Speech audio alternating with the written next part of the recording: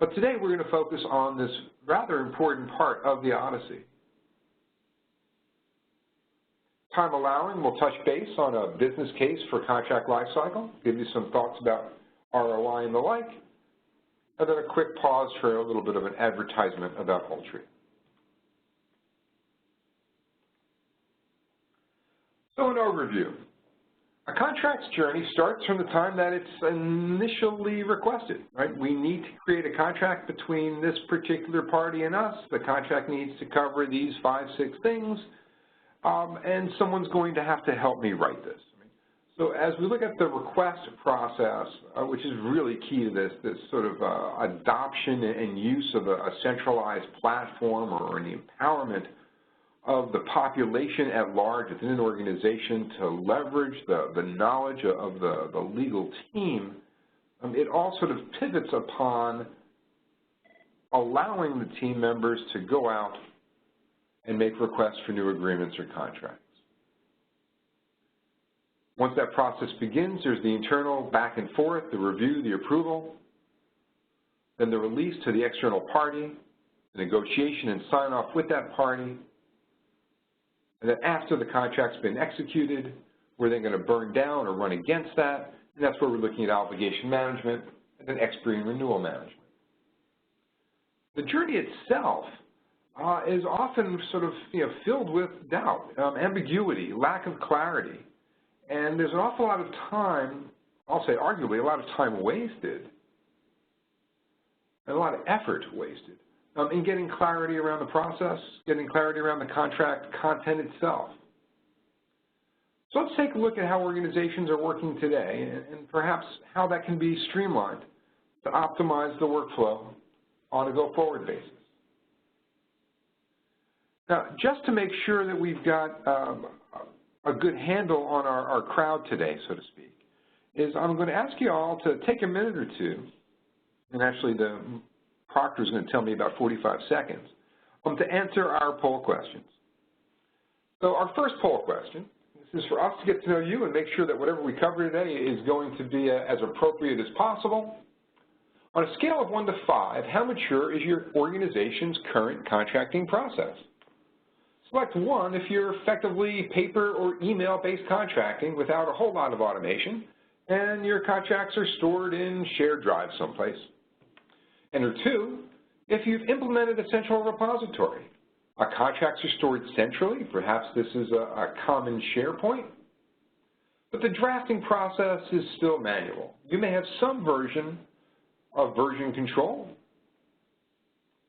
but maybe not too much. Select 3 if you've begun the process of automating your drafting process. Perhaps you have configurable workflows tied to a workflow engine or a BPM platform, maybe collaborative contract creation, and contract creation through pre-approved templates and clause libraries. Select 4 if you've begun to track KPIs in real time for the contract that you've executed. If you've got one-way data flow from your enterprise platforms into your CLM, this could also be from your sourcing platforms for those of you on buy side. And then you may have smart clauses linked to external triggers. And 5, if you've got everything and your CLM system is tightly integrated with your operational platforms and you're pushing data and pulling data back and forth. Wow, looking at the current poll results, it looks like fully half of us on today's call are still at the manual process stage. And really, the other half of us are split between a central repository and automated drafting.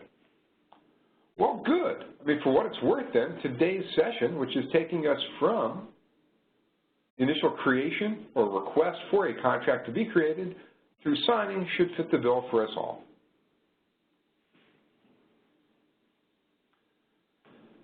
So life with and without a contract lifecycle platform.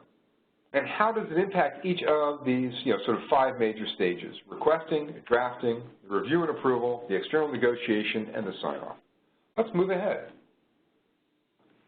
So without a contract platform, without a contract lifecycle solution, The requester. This could be a salesperson looking for a customer agreement. Could be an HR person looking for a contract employee agreement or an NDA. It could be a person on your supply chain side looking for a purchasing agreement. But without a CLM, these individual users are going to send an email off to the legal team and ask someone to draft a contract or an agreement for a specific person or company. Next step in that process is for the legal team to decide who on their side is going to take the ownership and draft that agreement. And that may take an hour, it may take a day, it might take longer. Once that task has been assigned to someone in legal, then the back and forth begins between the person in legal and the initial requester to gather the details. Oh, so what business unit are you in? What is this for? Who is this with? What are you concerned about? What are the business issues? And that begins really the contract drafting cycle. With the contract lifecycle management platform, this process can be significantly streamlined. Right, the non-legal user, same group, the salesperson, the HR professional, the sourcing professional, requests of the legal team, typically through some electronic device, right, either in a portal or a request portal or an external access point, or through their operating environments. Salesforce, a sales guy through Salesforce, maybe HR through Oracle, maybe procurement through an SAP system. By facilitating an easy request process, these non-legal users, through their core systems, make a direct request of the legal team and populate that request with information from their operational system. Now, let me give you some examples of that, because I'm sure that sounds a little far-fetched. But let's say you're a sales executive and you're looking to create a contract for a customer. We can take the information from the Salesforce opportunity, directly transfer that into the request for an agreement to be released, and then based on the information, can intelligently begin the assembly process of the agreement itself. And that can be from your templates and your clauses, or just as easily through a customer paper. Perhaps I have someone, maybe HR, or maybe just an employee in general, and they need to update their code of conduct, or they need to sign proprietary information or a CDA. These users can go right into a request portal, something that's effectively hung off of an intranet, and then we can guide them through a series of questions to identify what they're looking for, and they can go ahead and execute without having to pick up the phone or send an email to the legal team. I mean, here's a more visual example of having someone come into an intranet portal and through a series of questions, make a request for a particular item. Have this back and forth between the system and the person to streamline and begin to populate the agreements themselves. This streamlines and facilitates, and more importantly, ensures that all of the content required in the contract, the appropriate template, the appropriate clauses, are inserted based on the business unit, the role, the contract type, the party type, the geography of the party, the language of the other party. Now, we certainly have users that may not be as comfortable coming in through an intranet environment. Maybe they're just more comfortable using their Microsoft Outlook or Gmail as a core platform. Let's take the example of a Microsoft Outlook platform. We have a Microsoft Office and Microsoft Outlook plugin. From within the plugin, the user can respond to a series of questions exactly as we do in the intranet request portal.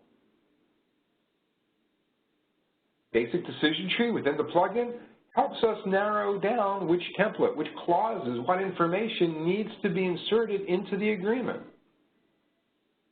The contract reviewer can then receive an email with all of that information and a link to the draft of the agreement so that now your legal or perhaps non-legal professionals have already advanced so much through the cycle that they can be more effective, more efficient, and so many doubts and inconsistencies have been removed.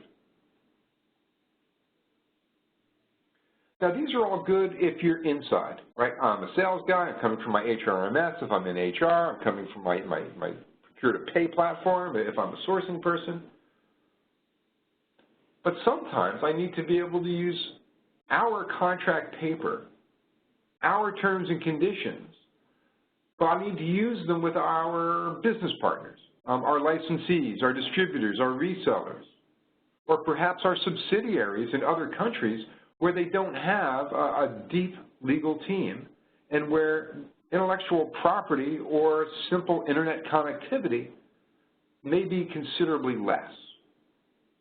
So here we use the external party portal.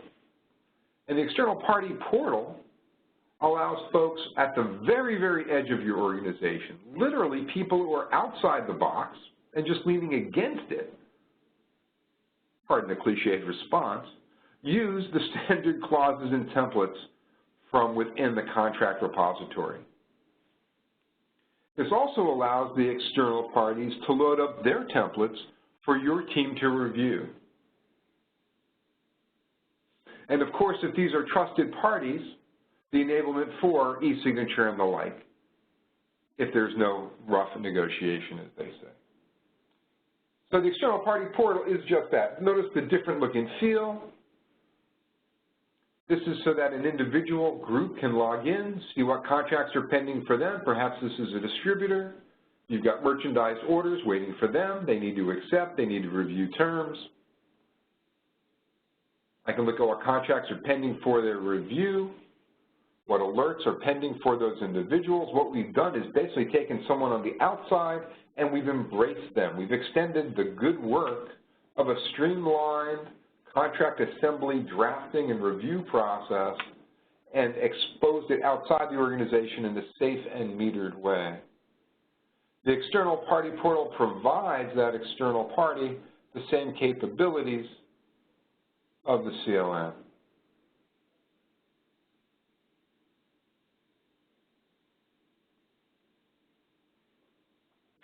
So we look about, talk about drafting. Now that we've got the core request aspects taken care of, and we've streamlined that process so that the right information has come from the requester into the team, and where possible, we've actually bypassed the team and used that information to trigger specific clause content to be included within the agreement itself. Without a contract lifecycle platform, drafting, well, you can see, the image here. A little overwhelming. The legal team member drafts a contract from scratch, checks emails for content, looks at some past history with the trading party, if any, and begins that assembly process from probably the last kind of contract that he liked or she likes. Right? Relevant alternative clauses, fallback clauses, these are based on as much as personal preference as in the requirements from the requester. This can be a little time-consuming. It's certainly not very transparent. We don't know exactly where we are in the drafting process, nor does this make it easy for the drafter to get information back and forth to and from the initial requester. Without that CLM, there may be a predilection or a preference for using old templates. All right, so the person in legal who's drafting may go back and extract the last contract that he used that he liked. And maybe it's just a manual update process. There's a couple of challenges here. One, things have changed. Default clauses may have been updated. Risk profiles have changed. Jeopardy conditions have increased. Why are we going back and relying on something that might be a month or 6 months, a year, or 6 years old? With a contract lifecycle management solution, such as Ultria CLM, you've got the capabilities to leverage a common knowledge-based repository, and within that, a clause and template library, and to leverage all of this powerful asset and yet do it through a tool set that we use every day. And we do that using the Microsoft Word plugin, which, by the way, also we have a Google Docs solution. What this allows is collaborative, structured document assembly and authoring from within Microsoft Word, with all changes, all red lines, all versions being seamlessly replicated, stored back in the central contract repository. And the user practically never knows it. The Word plugin provides not just all of the robust editing in Microsoft Word that we've come to expect and we've come to embrace, but also provides immediate real-time access to a template library and the clause library, including alternate clauses, fallback clauses, playbook advice as to when to use those clauses, and also provides the capability to extend the review process on an ad hoc basis to those users of the CLM and to even outside counsel or outside risk specialists, all from within a very user-friendly, user-comfortable, low-risk, high-adoption environment like Microsoft Word. Now, that's not to say you have to live in Microsoft Word. If you prefer to live in a browser, you prefer to work from a coffee shop on a Chromebook, we can do this too. So again, the template library, the clause library, even the use of third-party templates fully supported within the authoring environment, the drafting environment, the assembly environment for Ultria CLM. So just as we showed the Word plugin briefly, here's the interface within a browser tab. Select the template from the existing based on keywords, key phrases in your request. The CLM suggests which templates to use. The ability to support using a third-party template from a customer, from a supplier. The ability to run automated parsing on this third-party template content, disassemble it, and then internalize it, use it as part of the core CLM process. Here's just a screenshot, sample of the clause library. So I've got the fall clauses, alternates, fallbacks, as well as playbook information and guidelines as to when each one is going to be used. And then as I use these clauses, as I am drafting or assembling a contract from pre-vetted, pre-cleared components, which come from your own knowledge base, your own repository, but as we've just shown, also from third-party external sources, you can further collaborate within the building process in real time with your internal cohorts. So Ultria CLM has a real-time collaboration tool that allows you to, within a contract drafting process, bring people in, share your context and your content for real-time collaboration, reducing the inherent delay and sometimes the inherent miscommunication associated with emails, thus making a more efficient and streamlined process with relevant key stakeholders, and of course, by default, storing all interactions for future audit and reporting.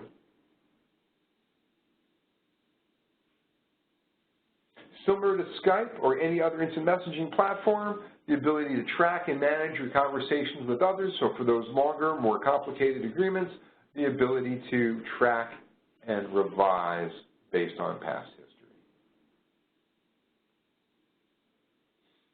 So we've gone about 20 minutes. It's time for me to take a quick breath of fresh air, basically just a quick pause while we go through poll question number 2. So which area of your contract lifecycle management process needs improvement the most? And we should see a new poll being presented as I speak. A, contract request and drafting. So this is the process of requesting a particular agreement be selected and the beginnings of the drafting process or the assembly process by legal. B, the review and approval, so workflow, communication, key stakeholders inside. C, negotiation and sign-off.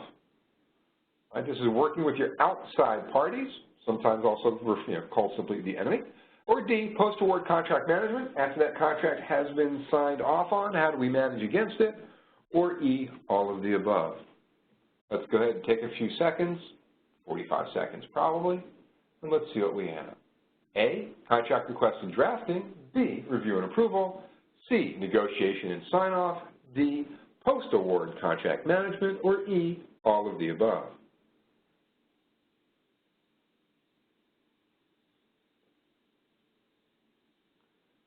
Very good. Okay, and if we look at the numbers, okay, half of you said all of the above, but let's get a little more specific here. The exception of that half, nobody else picked post-award.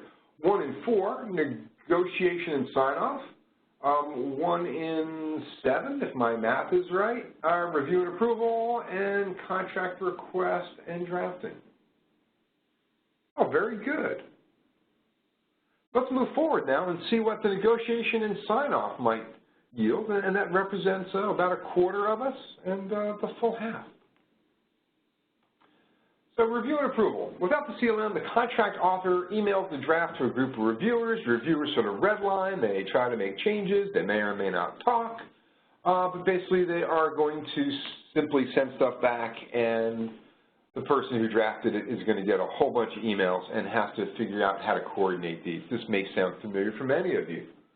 With the Contract Lifecycle platform, we have the ability to send off these requests both in serial and in parallel and ad hoc. So I can send, terms and conditions off to core legal. I can send the insurance stuff off to the risk folks. I can send the pricing schedule off to sales management and, the indemnification and limited liability clause to Fred, who manages this for us outside counsel.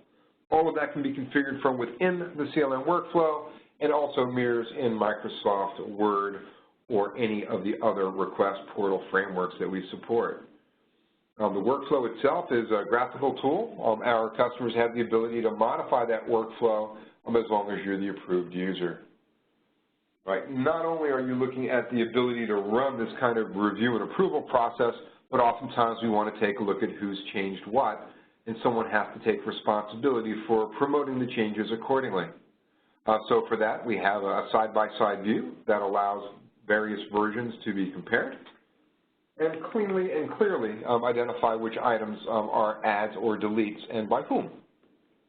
Additionally, the ability to, through the CLM, provide mobile alerts and also mobile approvals, so that I can send a clause off for someone's review. That person can review the clause on their smartphone or a tablet or a phablet, as the case may be, and say, yep, this is good to go, and move through it. You can also have basic previews. For those with a larger platform, right, basic email, click on the link. This looks good. I can approve or reject because I trust everything that Charlie sends me. Negotiation with the outside party is not dissimilar. Without the CLM, we've got a level of back and forth. You send out a Word version, clearly marked with or without your red lines on what they want, what you want them to change. External party goes ahead, makes changes, does not have red line turned on, and sends back a Word document, and you are now stuck trying to figure out what changed. Or they converted it to a PDF after they made their changes, figuring they were going to be tricky. You then have to take that, bring it back to the requester, coordinate between the requester, the owner, and the legal team, and then go back to the external party with combined red lines for further negotiation. With the CLM, redlining and commenting, once your black line copy has gone off for negotiation review, is very straightforward. Combining red lines from the outside party, even if they did not turn red lines on and sent you back a PDF, is something that we do automatically. If it does come back and there are comments and the like, of course we then show them all combined. This particular screenshot is from within the browser interface, i.e. pure web play, versus in the Microsoft Word environment. With the CLM, negotiation is an automated process. The contract owner imports the contract version shared back from the external. Software parses it, identifies the changes based on where those changes are made and to which clauses. A triggered workflow begins, and each part can be sent directly to the internal approver for further review and comment. Tremendous time saver. So when everything is done, red lines are rolled up, comments have been stripped, and we're good for sign-off. Digital signature. So without CLM, we tend to think about, oh, I'm going to send a document has to be printed, person has to sign it, person has to scan it back, then it has to be emailed back to me. Ooh, too big of a file, got blocked by the email platform, rescans it in 4 parts, forgets the 3rd part, pages get reversed, generally pretty ugly. Resulting in delay, certainly. So I must say, I like the idea of that person being on a beach someplace. Right? I wish that was me on vacation often.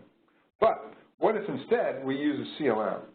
But with the contract lifecycle platform linked or tied to an e-signature platform, something like DocuSign, EchoSign, Adobe, etc., the ability to run e-signature so that it can be presented on an electronic platform, laptop, tablet, etc., and then signed off on electronically with either any of these tools or through a simple, approval process.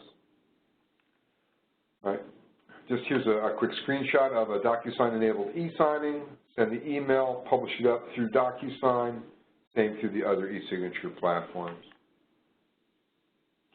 So just to take another sort of quick poll, contract management automation, at what stage is your particular organization? So you should see the poll come up as I'm speaking.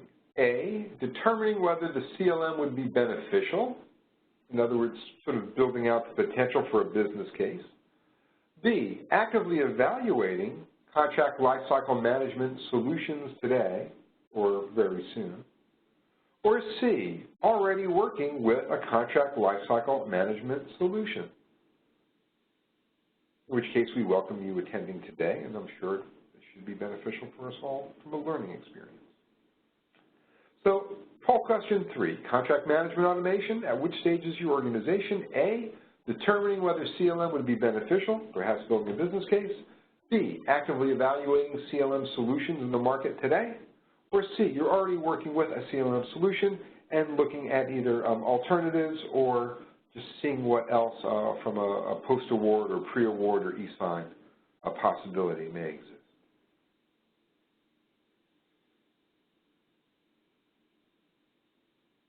Perfect. So about a third of us are determining whether CLM would be beneficial.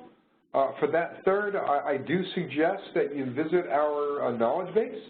In fact, we recently published something with Suffolk University in Boston on the business value, practical return on investment for implementing a contract lifecycle management solution.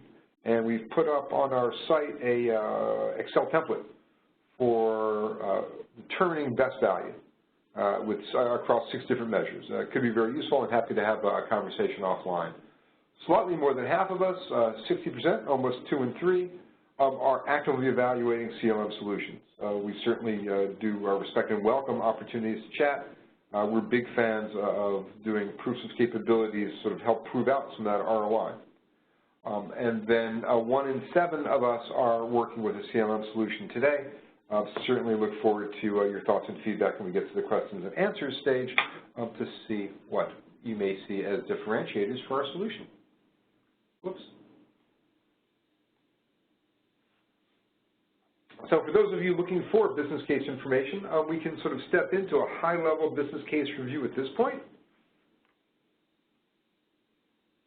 And there are a number of drivers, but really it comes down to the core sort of benefits as they align with your strategic goals and perhaps operational objectives. And then we can get more into the monetization of value as a next step. So often we find that a strategic goal of our customers are to improve the contract authoring, and really that goes from authoring into drafting into assembly. So the objectives that they have is to, and I've heard this twice from last week, stand on the shoulders of others, learn from the content, from the templates, from the clauses that have been successfully used. So leverage a core repository. And that means that that repository of templates and clauses, that library, has to be easy to use, easy to search, and that you have to be able to also identify which clauses have been successful, which ones have not been modified. And this gets around typically legal operations process improvement areas. Leveraging standardized and error-free contract language really is about leveraging those pre-approved, pre-vetted clauses and being able to implement a simple and straightforward playbook approach that guides the drafter, or in the case of self-service, drives the requester into making good decisions for clauses. And that's a balance of protecting the organization and also sort of the minimization of time and effort to move a deal forward in the case of a sell-side deal. Optimization of internal resources is another goal that we see. And this is really about leveraging the contracting team across contracting functions. And sometimes this is empowering people along that value-add chain, or leveraging an LPO if you're leveraging LPOs, or your non-legal legal team, or your non-lawyer legal team versus your lawyer legal teams. So providing a level of triage based on incoming requests and then routing appropriately to those subject matter experts or those domain knowledgeable folks to facilitate contract and deal flow and using your folks most appropriately. This also means occasionally reaching to outside counsel, but reaching to outside counsel in the right way. So whether you're using a steady outside counsel retainer or if you've got an LPO, leveraging that external party portal that we showed is an excellent way to get those individuals involved in the process, but to keep them at arm's length. Also provides a full monitoring of their contribution. And for outside counsel, or the occasional LPO, can also help with verifying of your legal costs around billing, because you know exactly how much time they've put in. Increased profitability and minimizing revenue leakage. This is as much about post-award as it is pre-signing.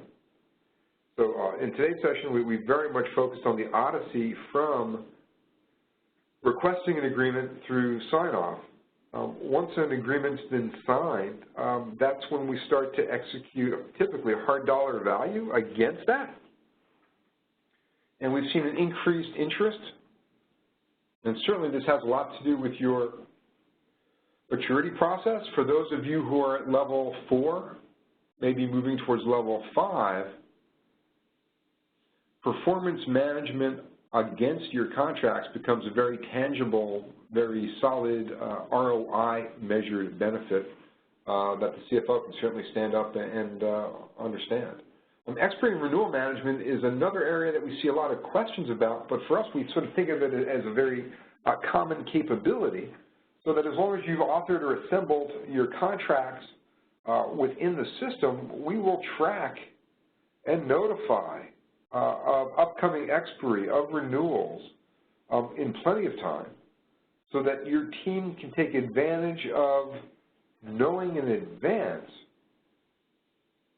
the terms, the conditions, the triggers, the levels, the SLAs, all of the important input to a decision about whether or not to renew, or whether or not to renew at the current term. Sometimes it's very important to understand who your non-profitable customers are, or it's important to understand who your high-performing suppliers are, and to leverage that business accordingly. And that's very much part of expiry and renewal management. Last but not least, ensuring compliance. And this is certainly a key component and requirement to today's contemporary legal organization. It's not just about jeopardy protection.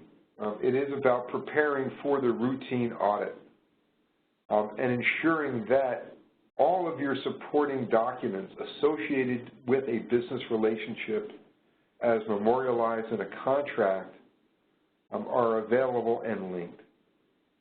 So whether these are certificates of insurance for a supplier, an environmental impact statement for a business partner, or a tax certificate for a reseller, ensuring that this information is in sync and ideally stored and linked to your master services agreements or to your individual work orders or statements of work or sales orders is incredibly important.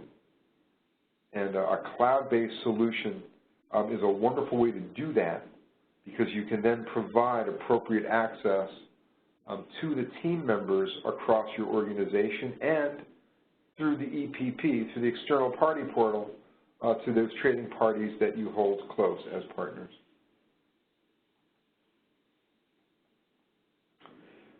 Sort of heading into some of the numbers, I guess, and I'll run through this, and I'll certainly entertain any questions as we start to wrap up. What is a top-line business case for contract lifecycle management? So top line being revenue generating, as well as, let's say, cost of revenue savings. So if I have an organization, and we'll just use some round numbers, with $1 billion in sales, I've got 9 legal folks on team, I've got 20 salespeople, and I'm running about 4,000 active contracts per year with an average contract value of $300,000. Where is the value derived? Well, there are a couple of places where value comes out, and they can be cumulative or they can be individual. According to the IACCM, the average, Fortune 2000 equivalent company loses 9.2% of revenue due to mismanaged contracts. So even if we assume that only half of that can be reclaimed, 50% of that 9.2%, for a $1 billion company, that represents a $46 million recoup of lost revenue. That is directly additive to your revenue number. Now, for many of us, that seems like a fear-generating number, and that is a big number. But maybe we can look at other, maybe more manageable numbers. According to, I believe this was Goldman Sachs, revenue increase on renewable contracts on average is 5% gain if the organization has more than 60 days notice of the renewable contract. Now, taking our scenario of 4,000 contracts active annually, let's make a presumption that 30%, 1 in 3 of those contracts, is an evergreen or renewable contract this year. So 1,200 contracts, average value was $300,000. The 5% gain, that's an increase of $18 million. Now,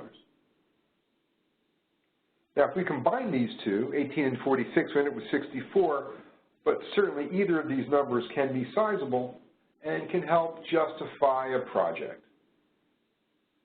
And for those 1 in 3 who are determining whether CLM is a worthwhile project, these kinds of numbers can help move the dial and perhaps raise priority, even restart a stalled project.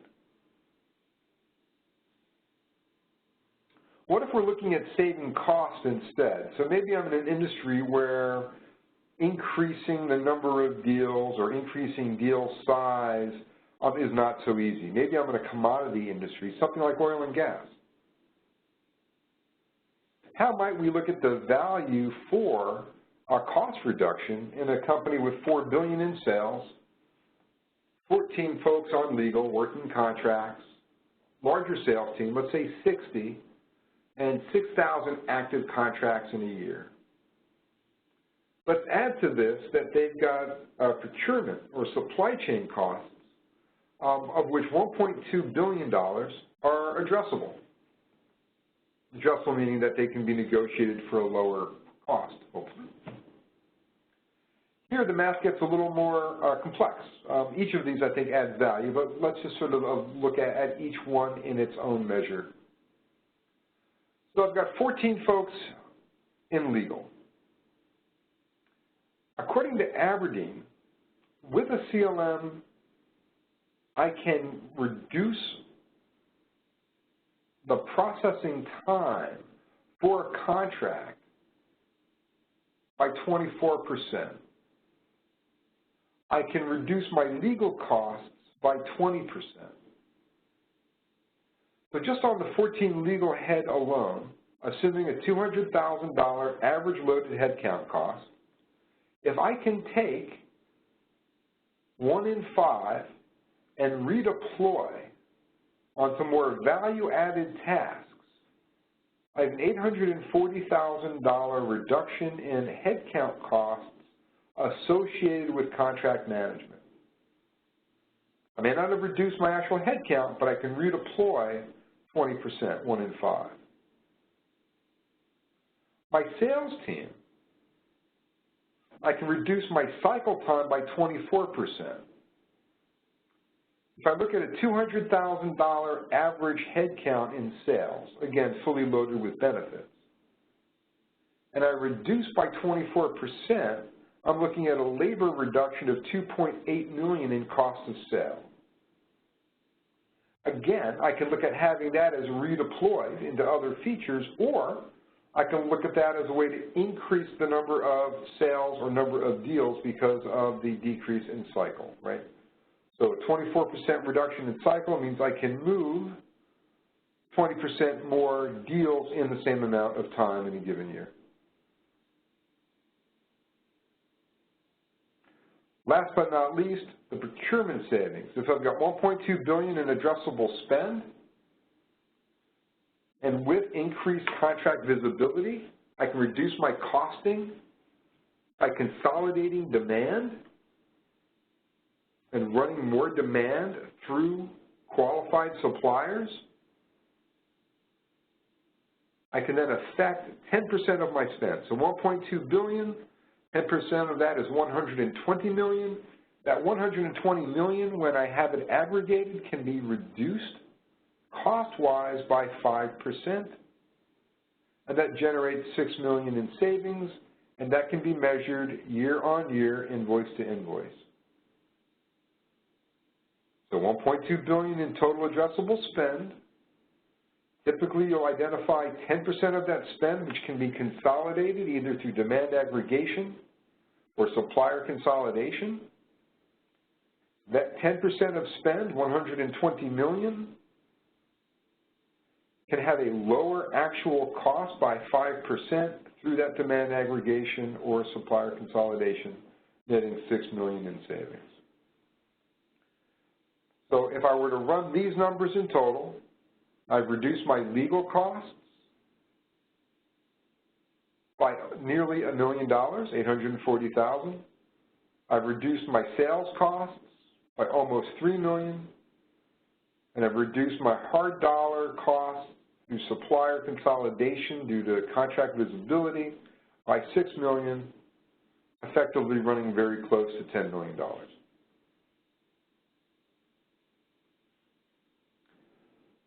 We have an Excel version of this available on our website today where you can see all of the formulas. You can make changes to the math.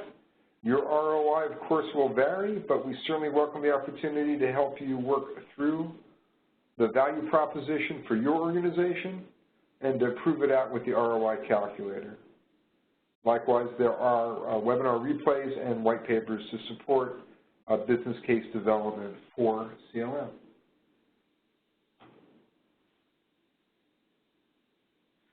So as we start to wrap up, we have another 5 or 6 minutes or so. Let me just talk very briefly about Ultria as we gather our questions. And please, remember to use the Q&A tab. So, Ultria CLM is a contract lifecycle management platform, deployed software as a service. It was originally based on the Zycus iContract platform, which was awarded a buy-side CLM winner by Forrester Research in the Forrester Wave. We have expanded that core from buy-side across the value chain to cover sales, legal, information, privacy, and intellectual property, HR, and other corporate legal matters.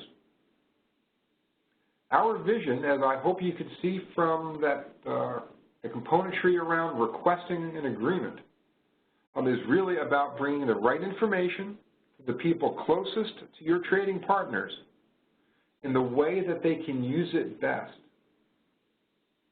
And that when we do this, or we streamline from request to assembly, to review and approval, to external negotiation, to sign-off, and then post-sign-off into the post-award obligation and compliance management,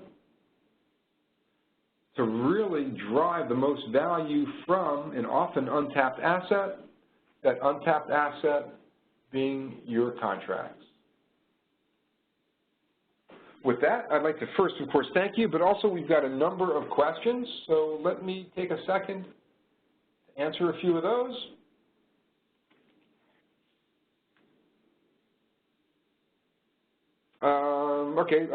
Well, I'll answer this one. It's fairly straightforward. Does the Ultria CLM provide support for tracking post-sign-off? Yes, we have a post-award compliance management module. It's part of our core solution set. It's not a bolt-on. But what it does provide is the ability to link your operating environments, to compare them against your contractual obligations and entitlements. This is for both your sales or customer-facing agreements as well as for your supplier agreements. Question on the Microsoft Word plugin. Okay. Our organization is using Microsoft Word today. We are moving to Google Docs for our European operations. Do you have anything that supports Google Docs? Yes, we do. So the same capability for Microsoft Word is currently in sort of a late beta release, so it's already gone through prototype and alpha, so it should be in production by March 15th. Beware of the Ides of March. We will then have Google Docs support. Another question, contract types. Two-part question. What contract types do you support, and do you need different request portals? Okay, so I'm assuming what kind of contracts do we support? We mentioned a couple. So the primary methods or primary types of contracts would be for your general trading parties. So you've got customer agreements, so sell side plus supplier agreements, buy side, employment agreements, employment self-service. So this is code of conduct, insurability, those kinds of things. But just as easily, these could be large, complex partner deals. So you could be structuring a reseller relationship or distributor, or you're structuring a capital invest of some sort. So we sort of cover the gambit. In terms of request portals, what we do see is in order to enhance the usability and adoption of the CLM, which we should probably do a session on this at some point. You know, the number one blocker to CLM deployment is failed CLM deployments earlier, where folks just didn't use the technology. There are a number of users in an organization that are not going to be inside the CLM every day. You need them to be able to get requests into the legal team through the contract lifecycle portal. And that happens best if you are taking your sales folks and bringing them through their order management or their CRM platform, right? So it could be Oracle or SAP order management. It could be a Salesforce. You know, a lot of ours are Salesforce deployments. Likewise, on the supplier side, you've got folks who are in sourcing or procurement. They're sitting in an SRM tool most of their day. They need to execute a contract because of an RFP recent award or an auction award. You need to be able to let them flip from an RFP into a contract. And that's where Ultria really shines, right? The portals, the integrations that we've shown you today are pre-built, ready-to-work, you know, modules that allow that capability. So, you know, the long and short to the question was to support multiple contract or agreement types. The specificity or having specific request portals is not necessary, but for user adoption, you may simply want to provide that seamless, what I would call deal flow, so I can go from an opportunity to an agreement. I can go from an RFP award to a contract. Let me see. Last but not least, external party portal. I'm having trouble. What are other uses for the external party portal? So we showed it for partners, folks that you may be loosely aligned with. We have seen uses for very small or satellite operations that need occasional touch from legal but do not have intranet access. Those are probably some really great uses for the external party portal. I'll say merchandising or for certain verticals, it may be useful to have a large supplier base come in and use that for monitoring the contracts or contract awards or even individual sales orders against master services agreements for service providers as well as you know, goods and providers. Just got another question. I'm glad these are coming through here. Is it compatible with SAP? You betcha. So if we're looking at, let's say, depending on what side of SAP, from the person who just asked, SAP Order Management, SAP Ariba on the supply side, yes. Looking for post-award compliance, if I want to load up a sales contract and look at whether I've met all of my deliverables, absolutely. If I'm looking to create an agreement and bring in a price list out of SAP now owns Hybris, right? Coming out of the Hybris PIM and insert that into a schedule or an exhibit in a contract, absolutely. We support single sign-on to SAP. That will allow you to bridge directly over. I hope that has answered that question. It is now 2 minutes after the hour. I've run late. I appreciate everyone taking the time. Please do reach out. My email is here, or just simply info@ultria.com. But happy to take your questions offline. So again, this is Arthur Raguette with Ultria. Thank you very much for attending our webinar on the CLM Odyssey from request to sign-off. Stay tuned. We'll be doing one for sign-off to compliance and obligation management. Thanks again. Bye-bye.